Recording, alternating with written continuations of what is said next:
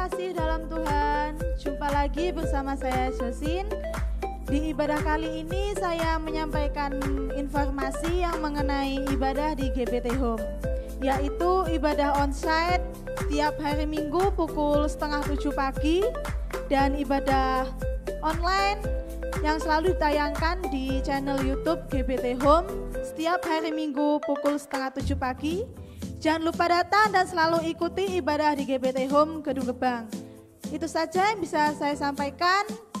Saya ucapkan selamat beribadah, Tuhan Yesus memberkati.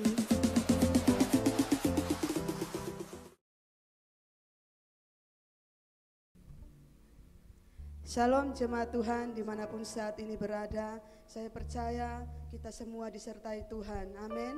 Mari kita datang pada Tuhan, kita bawa hidup kita, segenap kekuatan kita untuk kita memuji, menyembah nama Tuhan. Mari kita berdoa kepada Tuhan. Bapa, kami mengucap syukur buat perlindungan-Mu, penyertaan-Mu yang begitu sempurna bagi setiap kami, Bapa. Saat ini Tuhan, kami menyerahkan segenap kehidupan kami, Tuhan. Dan kami mau datang kepada-Mu, membawa hati kami, membawa hidup kami, Tuhan, melalui pujian dan penyembahan kami. Terpujilah nama-Mu, Tuhan Yesus. Kami menyerahkan ibadah kami ini, Tuhan, hanya di dalam nama Yesus Kristus. Haleluya, amin. Puji nama Tuhan. Firman Tuhan di dalam Mazmur pasal 37 di sana dikatakan bahwa Tuhan menetapkan setiap langkah-langkah orang yang benar di hadapan Tuhan. Amin, saudara. Saya percaya kita semua dibimbing oleh Tuhan.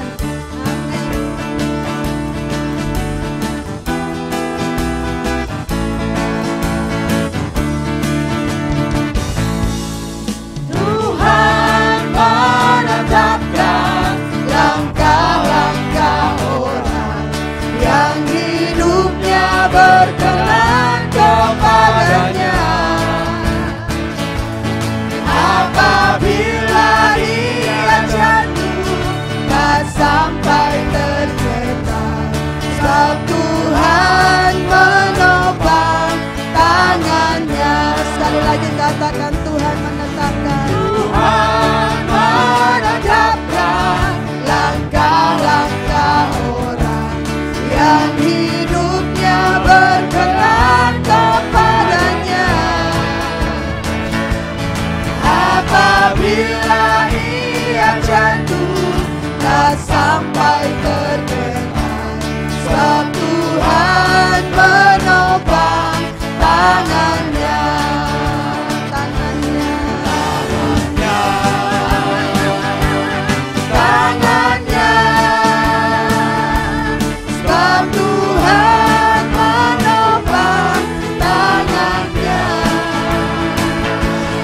Apabila ia jatuh tak sampai tergenang,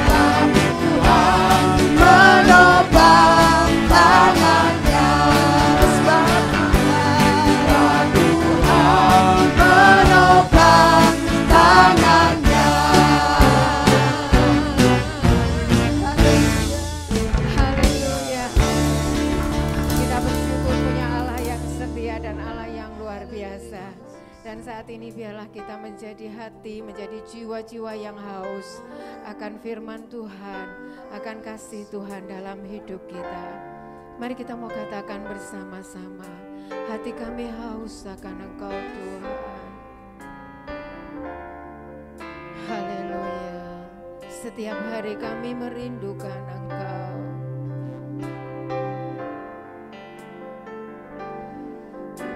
Hatiku haus padamu, Yesus memuaskanku lebih lagi. Setiap hari ku rindukan lebih lagi, Yesusku.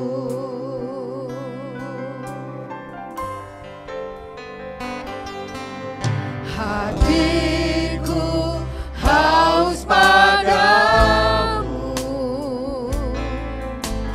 Yesus memuaskanku lebih lagi. Setiap hari ku rindukan lebih lagi, Yesusku. Mari katakan bersama-sama.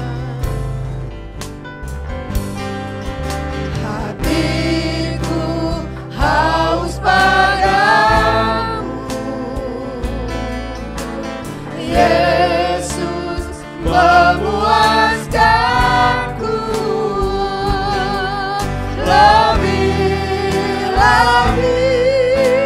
Setiap hari ku rindukan lebih lagi, Yesusku. Di dalam hati kita ada ruangan yang kosong, yang hanya Tuhan saja yang dapat mengisinya. Sebab itu biarlah saat ini kita mau katakan, Tuhan, biar Engkau yang memuaskan hati kami. Engkau saja yang mengisi ruang kosong di dalam hati kami. Karena memang itu tempat bagi Engkau untuk bertahta di dalam hidup kami. Dan biarlah setiap hari kami merasakan kehausan kami, kerinduan kami akan Engkau Tuhan. Karena kami perlu akan Engkau. Kami butuh Engkau di dalam hidup kami. Mari katakan lebih lagi, dengan segenap hatimu dan dengan segenap kerinduanmu. Yesus Tuhan. Haleluya. Hatiku haus padamu, Yesus memuaskanku lebih lagi. Setiap hari ku rindukan lebih lagi, Yesusku. Hatiku haus Tuhan. Hatiku haus padamu,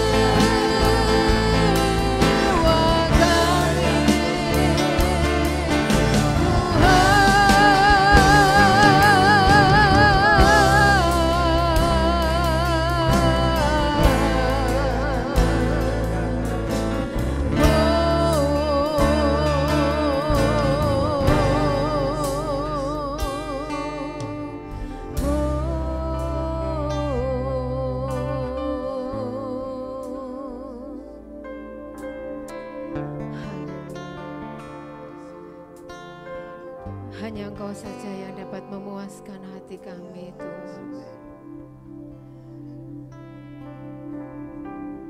Terima kasih Tuhan. Puaskan hati kami juga saat ini dengan kebenaran firman-Mu, agar kami senantiasa dituntun, dipimpin Tuhan, lewat kebenaran-kebenaran firman-Mu yang disampaikan, yang akan membawa hidup kami semakin dekat kepadamu, semakin mengenal pribadi-Mu, semakin mengasihi Engkau Tuhan.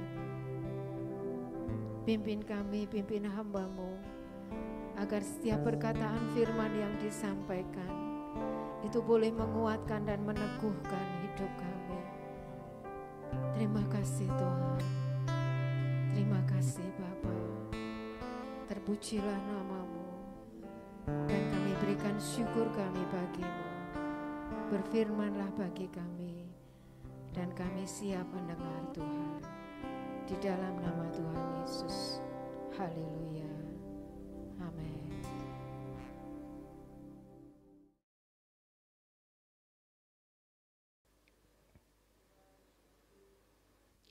Puji Tuhan, Bapak Ibu saudara sekalian yang dikasihi Tuhan. Selamat bertemu kembali dalam kasih Tuhan Yesus Kristus. Damai sejahtera daripada Tuhan Yesus menyertai kita sekalian. Kita akan sama-sama mendengarkan firman Tuhan tentang ajaran Yesus yang menakjubkan, mengagumkan. Ya. Baik, kita baca dalam Injil Matius pasal yang ke-7 ayat 28 sampai ayat ke-29. Matius pasal 7 ayat 28 sampai ayat 29. Demikian bunyi firman Tuhan. Dan setelah Yesus mengakhiri perkataan ini, takjublah orang banyak itu mendengar pengajarannya. Sebab ia mengajar mereka sebagai orang yang berkuasa, tidak seperti ahli-ahli Taurat mereka. Amin.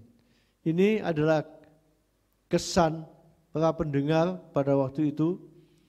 Kita tahu dalam Matius pasal 5 sampai pasal 7, itu khotbah Tuhan Yesus di atas bukit. Dan ini adalah kesan daripada yang mendengarkan khotbah Yesus di atas bukit pada waktu itu. Nah, kita tahu pada waktu itu yang ikut mendengarkan khotbah Yesus di atas bukit bukan hanya murid-murid saja, tapi orang banyak, yaitu pengikut-pengikut ahli Taurat yang mengikuti hukum Taurat. Dan ini kesannya dia katakan dia takjub dengan pengajaran Tuhan Yesus. Dia seperti ahli-ahli Taurat.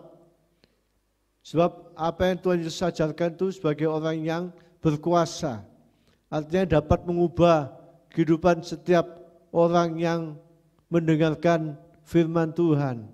Kalau ahli Taurat hanya bisa ngomong, mengajarkan saja pengajarannya, tapi tidak bisa melakukan firman Tuhan. Ya, nah ini luar biasa. Puji Tuhan. Nah, kita tahu di sini ya bahwa Tuhan Yesus menyampaikan firman Tuhan tidak sama seperti ahli-ahli Taurat. Kitab hukum Taurat yang disampaikan. Nah, di dalam Matius pasal 5:17 dikatakan bahwa Yesus datang tidak untuk menghapus hukum Taurat, tapi untuk menggenapinya. Menggenapinya artinya hukum Taurat itu masih banyak kekurangan. Yesus datang untuk menggenapi hukum Taurat itu. Nah, di sini Tuhan Yesus menjelaskan dalam pasal 5 ayat yang ke-21, kita lihat sini Matius pasal 5 ayat ke-21 dikatakan demikian.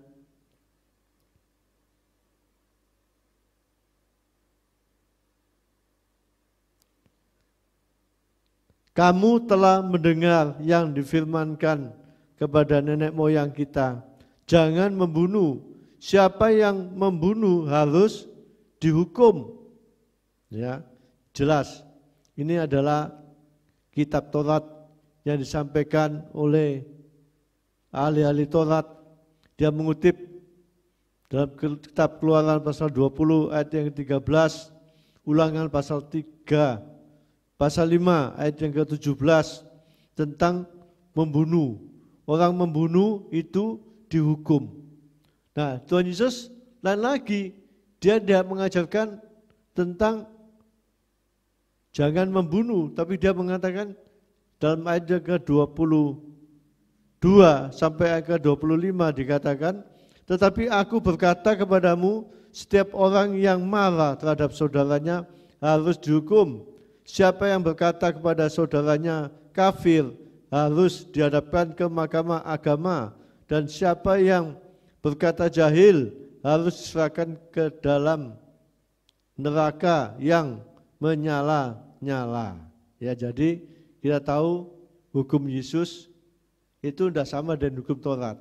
Kalau hukum Taurat itu kalau orang membunuh itu harus dihukum. Tapi Yesus tidak. Sebelum membunuh, Yesus tahu, ya, kalau manusia marah, ya, nah itu bisa mengakibatkan untuk dapat membunuh orang lain. Kemarahan, memaki-maki, ya, mengata-ngatai orang seperti dikatakan kafir, jahil, ya. Nah itu. Jadi ajaran Tuhan Yesus itu sangat berbeda. Kalau Yesus mengatakan jangan marah. Di dalam kitab Efesus pasal 4 ayat 26 sampai 27, jangan kita marah ya sampai matahari terbenam. Jadi tidak boleh kita marah itu, kita simpan kemarahan itu, lalu besok kita sambung lagi kemarahan yang kita sudah lontarkan kepada orang lain, ya, itu dikatakan dalam ayat ini jangan kamu marah, ya. Jadi orang marah itu dapat berbuat dosa, dan dikatakan juga ayat 27 memberi kesempatan pada iblis. Jadi kalau manusia itu marah, ya, karena sesuatu hal, kalau itu disimpan, tidak diselesaikan, besok disambung lagi, maka dikatakan itu memberikan kesempatan kepada iblis. Iblis senang kalau manusia itu selalu marah-marah, tidak ada hentinya, ya, sampai dendam. Nah, nanti itu mengakibatkan pembunuhan. Jadi Yesus mengajarkan supaya kita tidak marah, ya. Lalu juga dikatakan Tuhan Yesus meminta kepada kita sekalian supaya kita berdamai satu dengan lain, berdamai dengan musuh-musuh kita. Kalau ada musuh, kita berdamai, kita tinggalkan mezbah, tempat-tempat di mana kita beribadah kepada Tuhan, kita tinggalkan dan berdamai dulu dengan orang lain. Ya, kita berdamai. Sebab kita tahu itu kalau tidak berdamai, itu sama dengan memberikan kesempatan pada iblis. Itu yang pertama. Yang kedua, kita lihat sini ayat yang ke-27 Matius pasal 5 ayat 27 dikatakan demikian. Kamu telah mendengar firman jangan berzina. Ya, jadi yang kedua sini itu memang ada perbedaan hukum Taurat dengan hukum Kristus. Tadi yang pertama dikatakan jangan membunuh. Tapi Tuhan Yesus melarang kita tidak sampai membunuh. Kemarahan yang kita simpan, yang kita lontarkan itu juga dapat membuat orang lain berbuat dosa. Dan di sini dikatakan juga jangan berzina, ya. Kalau orang berzina itu pasti kena hukuman. Dalam Imamat 20 ayat 10 itu mengutip dalam kitab Imamat pasal 20 ayat 10, ya, dikatakan pastilah keduanya dihukum mati. Orang yang berzina dua-duanya itu dihukum mati, baik baik itu wanita, baik itu laki-laki, itu akan kena hukuman mati, ya. Di sini dikatakan. Nah, lalu kalau ajaran Tuhan Yesus itu sangat berbeda sekali. Dia sampai berzina. Ayat 28 dikatakan, tetapi aku, Tuhan Yesus katakan, berkata kepadamu, setiap orang yang memandang perempuan serta menginginkannya sudah berzina dengan dia di dalam hatinya. Memandang beda dengan melihat. Kalau melihat hanya sepintas lalu, kalau memandang itu dari ujung rambut sampai telapak kaki, tahu itu hidungnya bagaimana, tahu itu alisnya bagaimana modelnya, ya. Itu dapat tahu semuanya, itu memandang. Kalau melihat hanya sepintas lalu saja, ya. Tapi Tuhan Yesus mengatakan jangan memandang dan menginginkannya. Dikatakan situ, ayat itu dikatakan, ya, supaya kita tidak dihukum, ya, tidak berzina di dalam hati. Nah, ini Bapak Ibu sekalian, ya, jadi sangat beda sekali ajaran ahli Taurat dengan ajaran Tuhan Yesus yang diberikan. Ini sudah dua. Yang ketiga, kita lihat sini dikatakan pasal 33, pasal 31, kita lihat sini, ya, dikatakan telah difirmankan juga siapa yang menceraikan istrinya harus memberi surat cerai kepadanya. Nah, ini juga sangat berbeda. Orang yang memegang hukum Taurat itu sekarang, zaman dulu itu banyak orang memegang hukum Taurat, mengikuti hukum Taurat. Sekarang pun juga banyak orang yang mengikuti hukum Taurat daripada hukum Kristus. Itu sangat berbeda sekali. Kalau dalam hukum Taurat itu, kalau orang bercerai harus diberikan surat cerai, dan itu bisa menikah lagi. Tapi kalau ajaran daripada Kristus itu tidak diperbolehkan. Dalam ayat yang ke-32, ini ajaran Kristus, dikatakan demikian. Tetapi aku berkata kepadamu, setiap orang yang menceraikan istrinya, kecuali karena zina, ia menjadikan istrinya berzina. Dan siapa yang kawin dengan perempuan yang diceraikan, ia berbuat zina. Jadi Tuhan Yesus itu mengizinkan, ya. Jadi kalau istrinya berzina itu cerai, tapi dia melarang tidak boleh menikah lagi. Nah, biasanya orang itu, ya, Musa mengizinkan perceraian terjadi karena kekerasan hati manusia pada waktu itu. Nah, jadi di dalam ayat ini sangat beda sekali. Kalau Yesus mengatakan tidak boleh nikah lagi, mau cerai karena berzina, itu tidak boleh menikah lagi. Nah, sekarang kita lihat banyak orang yang memegang hukum Taurat, mereka bercerai, memberikan surat cerai, lalu menikah lagi. Nah, tapi di dalam hukum Kristus tidak boleh. Jadi kalau mau cerai itu pikir-pikir dulu. Tuhan Yesus tidak menghendaki juga kalau ada rumah tangga itu tidak cocok sedikit, itu mereka memutuskan untuk pisah satu sama lain. Ya, di dalam kitab Injil Matius itu dijelaskan situ bahwa Tuhan Yesus tidak mengizinkan perceraian. Ya, nah itu. Jadi ini yang harus kita ikuti adalah ajaran Yesus, bukan hukum Taurat. Kalau hukum Taurat itu mengizinkan orang bercerai karena berzina dan juga memberikan surat cerai dan boleh menikah lagi. Nah, di sini ajaran Kristus tidak boleh. Kalau mereka mau bercerai, cerai, tapi tidak boleh menikah lagi.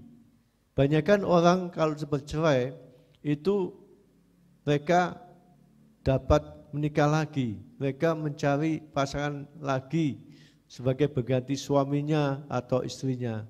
Tapi di sini dikatakan tidak boleh, ya. Itu. Jadi Tuhan Yesus menghendaki agar kita sekalian sebagai rumah tangga suami istri tetap kita sama-sama hidup sampai meninggal. Sebab yang memisahkan kita ini yang sudah berumah tangga adalah kematian. Kematian itu memisahkan suami dan istri. Ya, jadi apapun yang terjadi dalam kita sekalian, masalah persoalan yang terjadi, itu tidak boleh kita melangkah untuk berpisah dengan suami, dengan istri. Nah ini, puji Tuhan. Lalu kita lihat lagi yang lain, yang keempat, dikatakan ayat yang ke-33 saya bacakan. Ya. Kamu telah mendengar pula yang difirmankan kepada nenek moyang kita, jangan bersumpah palsu, melainkan peganglah sumpahmu di depan Tuhan. Nah, kalau dalam hukum Taurat, orang bersumpah itu boleh, asal sumpahnya itu ditepati, dilakukan. Jadi bersumpah demi langit, demi bumi, ya, itu semua yang disumpahkan itu harus dapat ditepati, ya. Tapi kalau ajaran Kristus beda lagi. Dalam ayat ke-35 ya, dikatakan ayat 34. Tetapi aku berkata kepadamu, janganlah sekali bersumpah, baik demi langit, karena langit adalah takhta Allah, maupun demi bumi, karena bumi adalah tumpuan kakinya, ataupun demi Yerusalem, karena Yerusalem adalah kota raja besar. Janganlah juga engkau bersumpah demi kepalamu, karena engkau tidak berkuasa memutihkan atau menghitamkan selai rambutku. Jika iya, berkatalah kamu katakan ya. Jika tidak, hendaklah kamu katakan tidak. Apa yang lebih daripada itu berasal dari si jahat. Nah ini, jadi bagi orang yang percaya pada Tuhan itu tidak boleh sumpah. Kalau kita lihat, kalau ada orang mereka di pengadilan, ya, mungkin itu mengangkat anak, ya, atau jabatan, ya, itu sebagai saksi apa? Itu beda dengan orang yang tidak percaya pada Tuhan. Pernah saya menghadiri sekali, diminta tolong orang untuk menjadi saksi, untuk mengangkat anak, itu demikian juga. Jadi hakim tahu kalau saya ini orang Kristen, jadi tidak boleh tidak diangkat sumpah, melainkan janji. Tangannya diangkat ke atas gini, lalu janji. Nah itu, jadi kita tahu di pengadilan saja hakim tahu kalau orang Kristen itu tidak disumpah, melainkan janji. Ya, lalu saya disuruh mengikuti perkataan hakim. Apa yang dikatakan itu diikuti. Aku berjanji, terus lalu sebagainya selanjutnya. Nah itu, ya, jadi beda. Baik juga pengangkatan jabatan-jabatan apapun juga, itu juga berbeda. Orang Kristen sama orang yang tidak kenal Tuhan itu beda sekali, ya. Nah, jadi tidak boleh orang Kristen itu bersumpah ikut-ikutan. Orang yang tidak percaya pada Tuhan sumpah kita ikut-ikutan. Nah, orang bersumpah itu supaya mereka diyakini bahwa apa yang dikatakan itu benar, padahal belum tentu benar. Kadang-kadang orang berani dia bersumpah untuk membenarkan dirinya sendiri. Ya, jadi untuk membenarkan apa yang dilakukan itu dia bersumpah padahal belum tentu benar. Ya. Nah, ini tidak boleh. Ini dikatakan jikalau ya katakan ya, kalau tidak ya tidak. Selain itu berasal dari si jahat. Kalau iya katakan tidak, nah itu dari si jahat, dari setan, ajaran setan. Ya, jadi tidak benar, tidak ada kebenaran. Jika iya, katakan iya, tidak, katakan tidak. Kalau benar, katakan benar, kalau salah, katakan juga salah. Nah ini ajaran kepada Tuhan kita Yesus Kristus, ya. Puji Tuhan.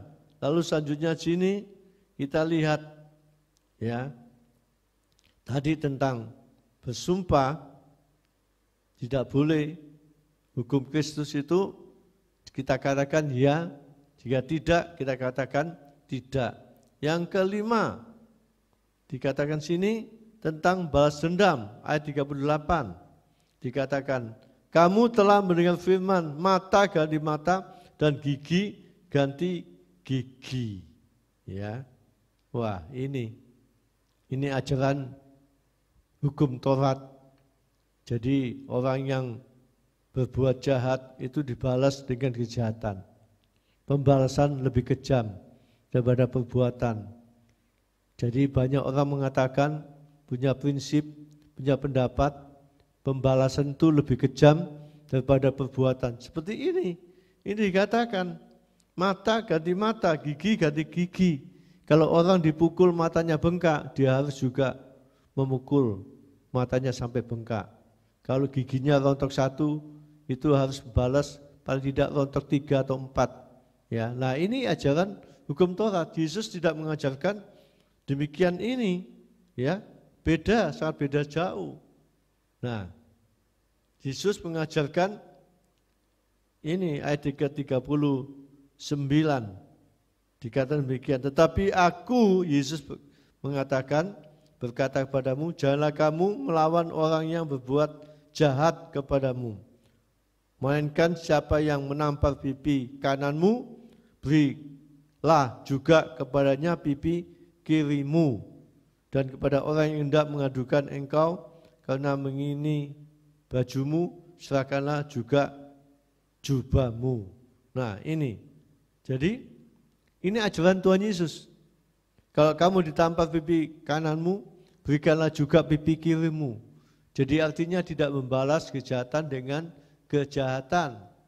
Nah ini banyak orang-orang yang melakukan hukum Taurat itu tahu ajaran Yesus ini.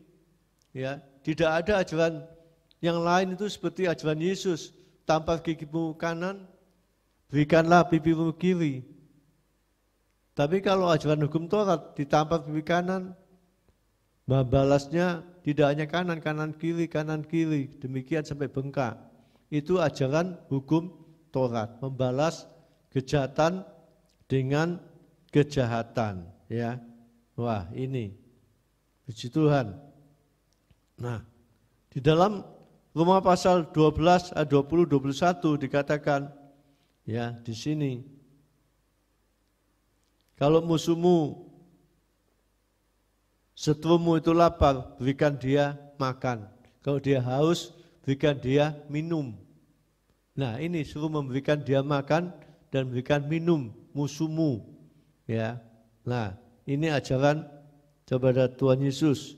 Dan juga dikatakan di ayat ini juga, kalahkanlah kejahatan dengan kebaikan.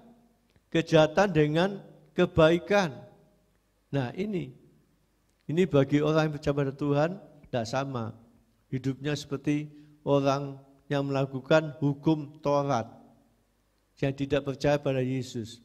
Orang yang percaya pada Yesus itu tidak membalas kejahatan dengan kejahatan, melainkan kejahatan dengan kebaikan. Ya, nah, sebab kita tahu bahwa pembalasan itu adalah haknya Tuhan. Tuhan yang membalas. Puji Tuhan. Lalu yang kita lihat yang terakhir sini, ayat 43 dikatakan, ya, suruh mengasihi manusia dan benci musuhmu. Ini ajaran Taurat. Mengasihi samamu manusia, tapi bencilah musuhmu. Mengasihi tapi juga benci. Ini ajaran kepada Taurat. Ajaran Yesus beda lagi. Ayat 44 ya. Maaf, 44 dikatakan demikian. Tapi aku berkata padamu, kasihilah musuhmu dan berdoalah bagi mereka yang menganiaya kamu. Wah, jadi mengasihi dan berdoa. Nah ini, kalau tadi Taurat mengasihi dan membenci musuh, musuhnya harus dibenci. Ya. Tapi kalau hukum Kristus itu mengasihi musuh dan berdoa bagi mereka.